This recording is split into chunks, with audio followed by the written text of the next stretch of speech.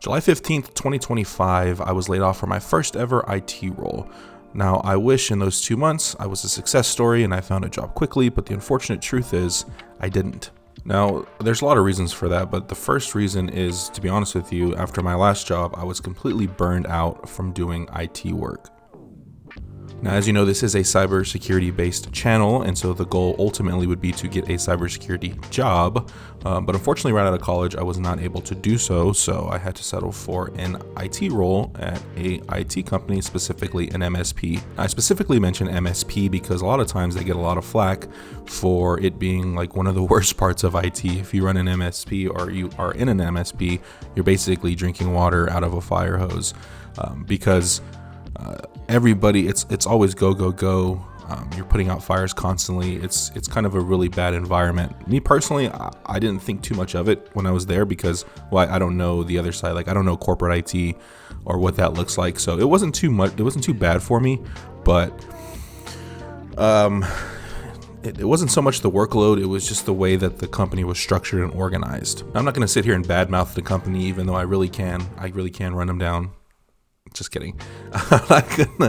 I'm not gonna talk any bad about the company, but you have to understand, for me, the only way that I learn is under a good leader and it's under good management. I want an ability to grow. I simply cannot just do a job to do a job. Like that, just, it's pointless to me. And all I'll say is that for the longest time, I think for the last 2 years, I was just doing a job to do a job. The company was continuously restructuring, and that's not a bad thing. You know, you're trying to find your way.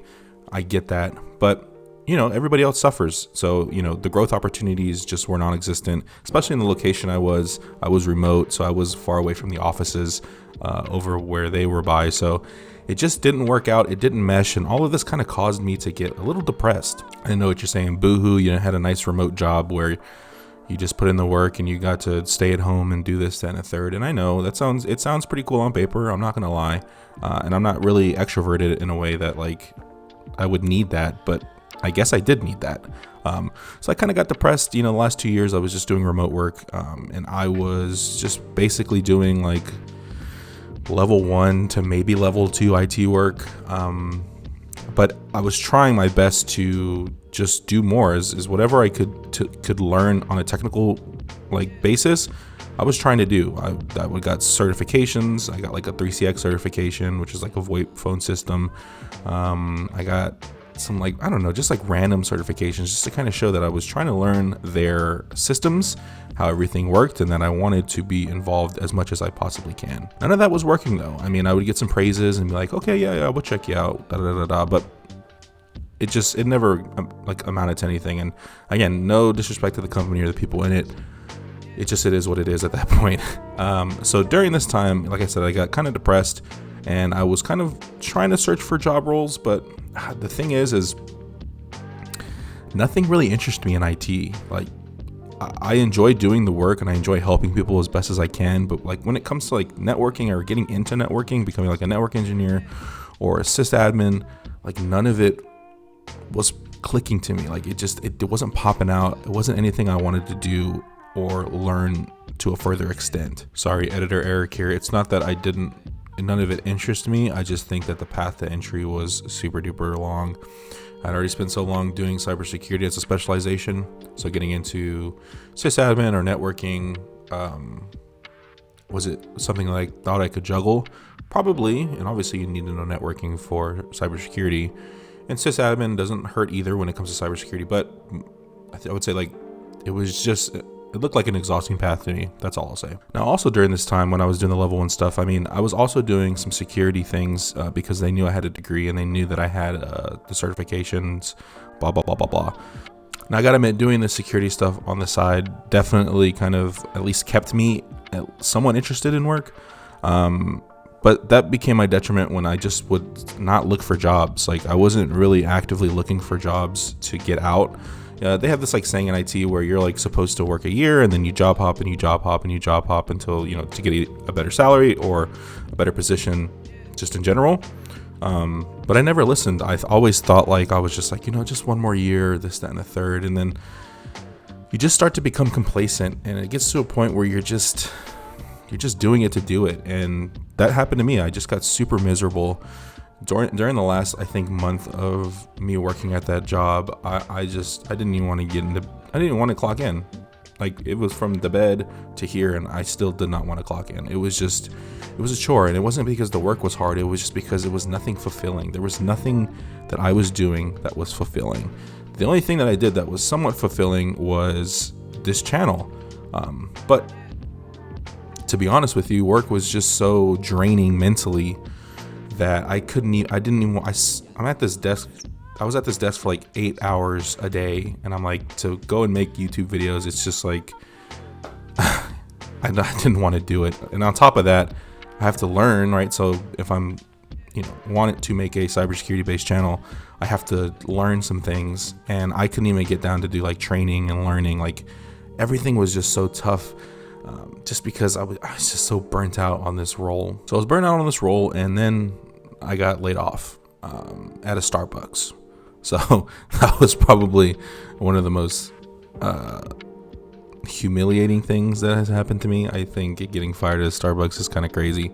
I understand the reasoning why behind it. I think the execution just wasn't there at all. But anyways, got fired, and that's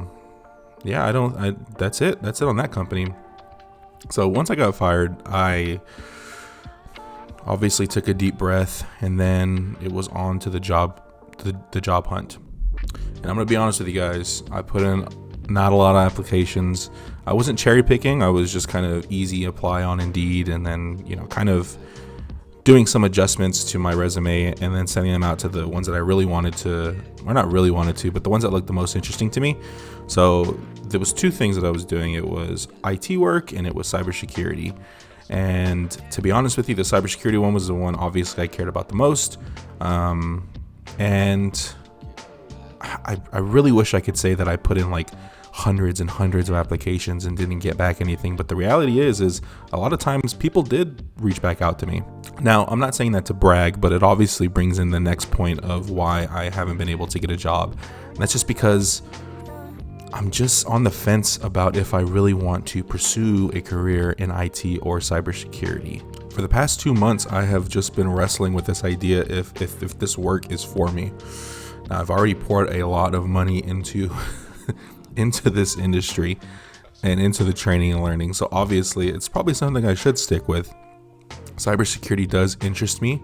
Obviously, this is what the theme of the channel is. This is what I enjoy learning about. However, the problem is gosh, it's just really tough to get a job, and that's really the sticking point. Should I say that? Should I say where I'm from? Yeah, whatever. In the city I'm from, I'm not gonna even edit that out. In the city I'm from, majority of the cybersecurity jobs are like you need security clearance. That's just the reality of it. I live in a city that is majority military. It's like a military city, and so all of those cyber jobs require that security clearance, and I don't have it. I have also flirted with the idea of like moving somewhere else. I mean, the majority of my family, friends, girlfriend, all that jazz are like here. So leaving it would be like super duper tough. It would have to be a really, really good offer. I have been flirting with that idea though, just so that I can break into it. I'm like, if I can just do 2 years, maybe away from the city I live to do something that I enjoy doing, then I definitely would do it. But I haven't really researched it or just applied to jobs in general when it comes to it. The other thing is the surrounding cities. The surrounding city that I'm in is Austin, not to dox myself. And Austin has a bunch of companies. Obviously, it's like a little mini tech city that has cybersecurity roles. But I've applied to a couple of them, not as much as I probably should, and I haven't really heard back from them.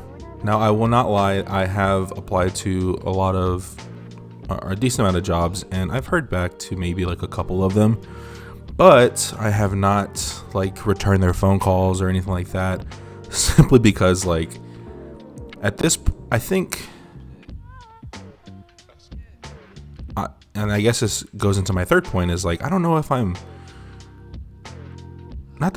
ready for it, but I'm like, I don't even know how to explain it. I think it's like a lot of imposter syndrome. I haven't had too many interviews in my life, to be honest with you. I've only had a handful of jobs. Well, actually less than a handful of jobs. And then like some seasonal jobs, like part-time work, but like that was like Amazon, and they don't like even interview you. You just have to have a pulse. So I haven't had a lot of practice interviewing. And when I have interviewed, I think I've done really well. I mean, all the jobs I've interviewed for, I've gotten, with the exception of like one, but that was a blessing. So I have had some success. The success rate's really high when it comes to interviews. It's just for me, I just have a lot of trouble talking about myself. Like even doing these YouTube videos and explaining my situation, like it's super daunting. It's like, and I know I have to get over that, but yeah, it's just like, am I even good enough to do any role? You know, I just feel like an imposter. And I know that everybody struggles with that, but for me, it's like, gosh, it's really paralyzing for sure. So what is my plan moving forward? I know I've just explained those 3 things that trouble me, but the answer to that is honestly to just get over it. When it comes to me being burned by my last company, or at least feeling some hurt by it, I have to get over it. Who cares? When it comes to the imposter syndrome, everybody suffers from that. I just have to learn how to deal with it, navigate it, and know that I am good enough for a lot of these roles. So I just have to move past these things. I don't remember what the second one was, sorry, but I just have to move past these things and kind of put my foot forward. If I really want something, then I know that I can achieve it. But I just haven't been wanting anything. So let me change the gear, at least for this next month, into this 3rd month. Let me just give a shit, to be honest with you, about these things. Once I do, I feel like I'll have made a lot more progress. And even if it's not something that I want, or the opportunities that come up that aren't what I want, I know it'll lead me to an opportunity that I do want. So I just have to focus, put my best foot forward, and get it going. And so I'll check back in with you in a month, and I'll let you know how that went. But if you like this video, please comment, like, and subscribe, and have a great day.